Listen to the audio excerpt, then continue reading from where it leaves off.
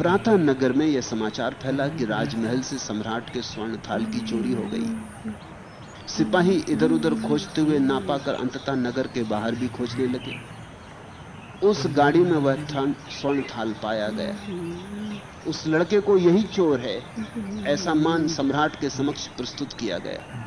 और वह लड़का तो रास्ते भर नमो बुद्धस जपता रहा। उसकी मस्ती देखते ही बनती थी। शहर में भीड़ उसके पीछे चलने लगी। वैसा रूप किसी ने देखा नहीं था। वो उसी गांव का लड़का था, लेकिन अब किसी और दुनिया का हिस्सा हो गया था। उसका बाप भी भीड़ में चलने लगा। वो बाप भी बड़ा चकित हुआ, इस लड़के को क्या हो गया। ये अपना नहीं मालूम होता, ये तो कहीं बहुत दूर मालूम होता है, ये कुछ और मालूम होता है। इसको हमने पहले कभी इस तरह देखा नहीं। सिपाही हथकड़ियां डाले थे, लेकिन अब कैसी हथकड़ियां। सिपाही उसे महल की तरफ ले जा रहे थे, लेकिन वो जरा भी शंकित नहीं था। अब कैसी शंका, अब कैसा भय। वो मग्न था। सिपाही थोड़े बेचैन थे और परेशान थे। और भीड़ बढ़ने लगी। और जब सम्राट के सामने लाया गया तो सम्राट तक भौचक्का रह गया। जो देखा उसने सामने, सम्राट था बिंबिसार। उस समय का बड़ा प्रसिद्ध सम्राट था। बुद्ध के पास जाता भी था, बुद्ध से ध्यान की बातें भी सुनी थी। जो बुद्ध में देखा था, जो बुद्ध के कुछ खास शिष्यों में देखा था, उसकी ही झलक, और बड़ी ताजी झलक, जैसे झरना अभी फूटा हो, फूल अभी खिला हो, इस लड़के में थी। वह उस लड़के को पूछा कि हुआ क्या है, ये थाल तूने चुराया। उस लड़के ने सारी कथा कह दी कि हुआ ऐसा। मैं नमो बुद्धस्स कहते कहते सो गया, सोया भी जागा भी, मानो न मानो ऐसा हुआ। मुझसे भी कोई पहले कहता तो मैं भी न मानता कि सोना और जागना एक साथ हो सकता, मगर ऐसा हुआ। कुछ बातें ऐसी हैं जो हों तभी मानी जा सकती, न हो तो मानने का कोई उपाय नहीं। उसने कहा आप भरोसा कर लो, ऐसा हुआ। मेरे आसपास कुछ लोग आके नाचने लगे। मैंने आंख खोली, उनको नाचते देखकर मैं भी मस्त हुआ। मैंने सोचा शायद ये भी नमो बुद्धाय का पाठ कर रहे हैं, तो मैं फिर नमो बुद्धाय का पाठ करने लगा। फिर पता नहीं उन्हें क्या हुआ, वो मेरे चरण दाबने लगे, भोजन लाए, थाली लाए, मुझे भोजन करवाया, मुझे सुलाया, रात भर मेरे पास खड़े दिए, पहरा देते रहे। सुबह इस थाली को गाड़ियों में छिपा के भाग गए। फिर आपके सिपाही आए, फिर तो कथा आपको मालूम है, इसके बाद की कथा आपको मालूम है। सम्राट उसे लेकर भगवान बुद्ध के पास गया। भगवान राजगृह में ठहरे थे। सम्राट ने भगवान से पूछा, बनते क्या बुद्धानुस्मृति इस तरह की रक्षक हो सकती? क्या नमो बुद्धाय के पाठ मात्र से इस छोटे से बच्चे को जो हुआ है वो किसी को हो सकता है? और ये भी खेल खेल में। मैं तो लोगों को जीवन भर तपस्या करते देखता हूं, तब नहीं होता। कैसे भरोसा करूं इस छोटे से लड़के को हो गया? आप क्या कहते हैं? क्या इस लड़के की कथा सच है? भगवान ने कहा, हां महाराज, बुद्धानुस्मृति स्वयं के ही परम रूप की स्मृति। जब तुम कहते हो नमो बुद्धाय, तो तुम अपनी ही परम दशा का स्मरण कर रहे हो, तुम्हारा ही भगवत स्वरूप। बुद्ध यानी कोई व्यक्ति नहीं। बुद्ध का कुछ लेना देना गौतम बुद्ध से नहीं। बुद्धत्व तो तुम्हारे ही जागरण की आखिरी दशा है, तुम्हारी ही ज्योतिर्मय दशा है, तुम्हारा ही चिन्मय रूप है। जब तुम स्मरण करते हो नमो बुद्धाय, तो तुम अपने ही चिन्मय रूप को पुकार रहे हो।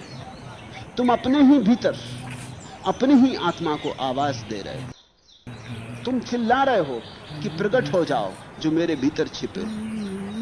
नमो बुद्धाय किसी बाहर के बुद्ध के लिए समर्पण नहीं, अपने अंतरतम में छिपे बुद्ध के लिए खोज। और अगर कोई सरल चित्त हो तो जल्दी हो जाता। इसलिए जल्दी हो गया, ये छोटा बच्चा है सरल चित्त।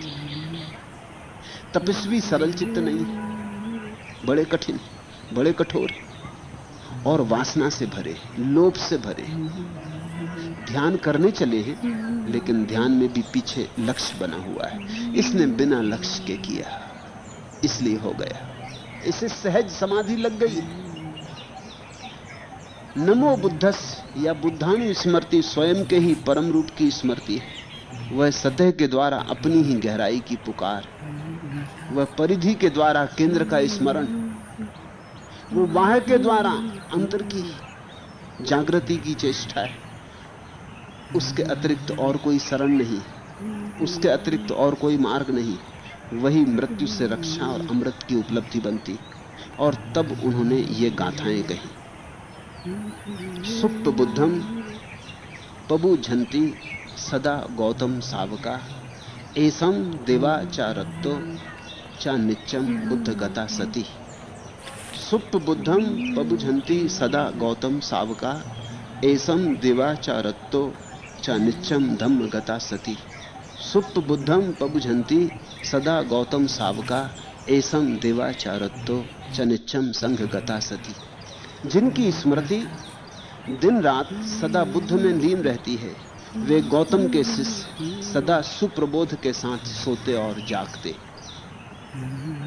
जिनकी स्मृति दिन रात सदा बुद्ध में लीन रहती, जो सदा याद करते भगवत्ता का, बुद्धत्व का, जो सदा अपने जीवन को एक ही दिशा में समर्पित करते चलते, जिनके जीवन में एक ही अनुष्ठान है कि कैसे जाग जाएं, जो हर स्थिति और हर उपाय को जागने का ही उपाय बना लेते, जो हर अवसर को जागने के लिए ही काम में ले आते, जो राह के पत्थरों को भी सीढ़ियां बना लेते और एक ही लक्ष्य रखते हैं कि भगवान के मंदिर तक पहुंचना है। और मंदिर उन्हीं के भीतर है। अपनी ही सीढ़ियां चढ़नी, अपनी ही देह को सीढ़ी बनाना, अपने ही मन को सीढ़ी बनाना और जागरूक होकर निरंतर धीरे धीरे स्वयं के भीतर सोए हुए बुद्ध को जगाना है। जिनकी स्मृति दिन रात सदा बुद्ध में लीन रहती है, वे गौतम के शिष्य सदा सुप्रबोध के साथ सोते और जागते। ऐसा ही नहीं कि वे जागते में जागते रहते हैं, वे सोते में भी जागते हैं। जिनकी स्मृति दिन रात सदा धर्म में लीन रहती है, वे गौतम के शिष्य सदा सुप्रबोध के साथ सोते और जागते। जिनकी स्मृति दिन रात सदा संघ में लीन रहती है, वे गौतम के शिष्य सदा सुप्रबोध के साथ सोते और जागते। तीन बातों पर बुद्ध ने सदा जोर दिया, बुद्ध, धर्म और संघ। बुद्ध का अर्थ है जिनमें धर्म अपने परिपूर्ण रूप में प्रकट हुआ है। काश तुम ऐसे व्यक्ति को पालो जिसके जीवन में धर्म तुम्हें लगे कि साकार हुआ है, तो धन्यभागी हो। जिसके जीवन से तुम्हें ऐसा लगे कि धर्म केवल सिद्धांत नहीं है, जीती जागती स्थिति है, तो बुद्ध कहते हैं उस व्यक्ति के स्मरण से लाभ होता है जो जाग गया है। क्योंकि जब तक तुम जागे हुए व्यक्ति के पास न हो, तब तक तुम कितना ही सोचो, तुम्हें जागरण का कोई आधार नहीं, तुम निराधार हो। तुम्हारे भीतर संदेह बना ही रहेगा, पता नहीं ऐसी अवस्था होती है या नहीं होती, पता नहीं। शास्त्र कहते जरूर, लेकिन ऐसा कभी किसी को हुआ है या कपोल कल्पना है या पुराण कथा है। बुद्ध के पास जाने का अर्थ इतना ही है कि देखकर कि मेरे ही मांस मज्जा हड्डी से बने हुए आदमी में, मेरे जैसे ही आदमी में कुछ हुआ है जो मुझसे अतीत है। ठीक मेरे जैसा ही आदमी, कुछ भेद नहीं। जहां तक चमड़ी मांस मज्जा का संबंध है, ठीक मेरे जैसा। बीमारी आएगी तो इसे भी लगेगी, जन्मा मेरी तरह, मरेगा भी मेरी तरह। सब सुख दुख इसी तरह घटते हैं, लेकिन फिर भी इसके भीतर कुछ घटा है जो मेरे भीतर नहीं घटा। अगर मेरे ही जैसे मांस मज्जा से बने आदमी के भीतर ये दिया जल सकता है, तो मेरे भीतर क्यों नहीं? तब एक प्यास उठती, अदम्य प्यास उठती, तब एक पुकार उठती जो तुम्हें झकझोर देती। सत्संग का यही अर्थ। तो बुद्ध का स्मरण, जागृत बुद्ध मिल जाए तो सद्गुरु मिल गया। जागृत बुद्ध प्रतीक है, साकार अवतार है धर्म का। लेकिन जागृत बुद्ध को भी हम नमस्कार इसलिए करते हैं कि वो धर्म का प्रतीक है और किसी कारण नहीं। जब हम किसी एक दिए को नमस्कार करते हैं तो दिए के कारण नहीं करते, उसमें जलती ज्योति के कारण करते। वो ज्योति तो धर्म की है, हालांकि दिए के बिना ज्योति नहीं होती, होती भी हो तो हमें दिखाई नहीं पड़ती। इसलिए हम दिए के धन्यवादी हैं कि उसने ज्योति को प्रकट करने में सहायता दी। लेकिन अंततः तो नमस्कार ज्योति के लिए है, दिए के लिए नहीं। तो दूसरा नमस्कार धर्म के लिए। धर्म का अर्थ है जीवन का आत्यंतिक नियम, जिससे सारा जीवन चलता है, जिसके आधार से चांद तारे बंधे हैं, जिसके आधार से ऋतुएं घूमती हैं, जिसके आधार से जीवन चलता उठता बैठता, जिसके आधार से हम सोचते विचारते ध्यान करते समाधि तक पहुंचते। जो सारा विस्तार है जिसका, उस आधारभूत नियम का नाम है धर्म। वह सनातन है। एस धम्मो सनातनो, सदा से चला आया, सदा चलता रहेगा। जो स्थान हिंदू विचार में परमात्मा का है, वही स्थान बुद्ध विचार में धर्म का है। जो सबको धारण किए हुए वह धर्म, उसके प्रति निरंतर स्मृति बनी रहे तो सोते जागते भी व्यक्ति प्रकाश से भरा रहता है। और तीसरी बात, संघ में स्मृति लीन रहे। पहला बुद्ध, जिनमें पूरा धर्म प्रकट हुआ है, बीच में धर्म जो अप्रगट है हमें अभी, जिसका हमें अनुमान होता है बुद्ध को देखकर, लेकिन जिसको हमने सीधा सीधा साक्षात नहीं किया है, जो हमारे भीतर अभी नहीं घटा है, जिसकी हमारी निजी प्रतीति नहीं। और फिर संघ, संघ है उन लोगों का समूह जो उस धर्म की खोज में लगे। तीन बातें, जो उस धर्म की खोज में मुमुक्षा कर रहे हैं वो संघ, उनकी भी स्मृति रखना, क्योंकि अकेले शायद तुम न पहुंच पाओ। तुम अगर उनके साथ जुड़ जाओ जो पहुंचने की यात्रा पर चले हैं तो पहुंचना आसान हो जाए। गुरजीएफ कहता था, अगर एक कारागृह में तुम बंद हो, अकेले निकलना चाहो तो मुश्किल होगा।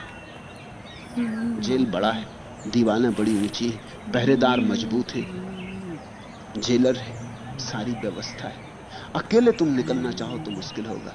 लेकिन अगर तुम जेल में बंद 200 कैदियों के साथ एकजुट हो जाओ, 200 कैदी इकट्ठे निकलना चाहें तो बात बदल जाएगी। तब द्वार पर खड़ा एक संतरी शायद कुछ भी ना कर पाए, शायद जेलर भी कुछ ना कर पाए। लेकिन अभी भी हो सकता है जेलर फौज बुला ले, मिलिट्री बुला ले, अड़चन खड़ी हो जाए। अगर तुम जो भीतर 200 कैदी बंद हैं, तुम इकट्ठे हो गए और तुमने बाहर किसी से संबंध बना लिया जो जेल के बाहर है, तो और आसानी हो जाएगी।